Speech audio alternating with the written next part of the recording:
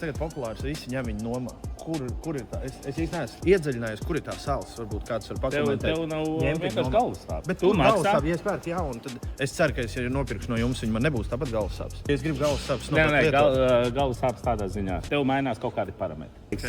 Šodien tu tonīgs paks sev, rītā 7 tonīgs. Kā piemēram. Sūdīgs plānotājs. Dzīvē gadās visādi. Varbūt tev, redz, tev izšāva medītorni. Jā, tagad tu izdomāsi kaut ko citu ražot. Jūnieks izglītības. Reku, tev tieši kā reiz uz kraušanos jau ir sagatavots. Jau iepakots. Labi, bet tā ir neizsasties līdz galam. Kas prikals? Labi, nav galvas sāpes. Tu dod uz to nomu. Man liekas, daudziem interesē, tā noma tāda, kur, ja tev dod līzingu, tu paņem līzingā un maksā.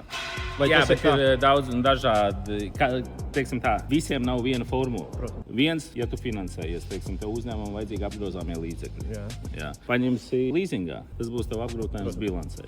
Šajā gadījumā tas tev nav apgrūtinājums. Pēkšņi, apjoms krīt. Nav iespējas maksāt vairāk. Vienkārši vairāk nav nepieciešams. Tu viņu zvani, atdod mums atpakaļ. Kļūsti elastīgs tajā brīdī. Jā, tu neesi piesiets mantai. Tā ir tā galvenā priekšrocība. Protams, tev viss apkops ir iekļauts. Bet jūs braucat pie mums uz kurzem, taisat apkops? Jā.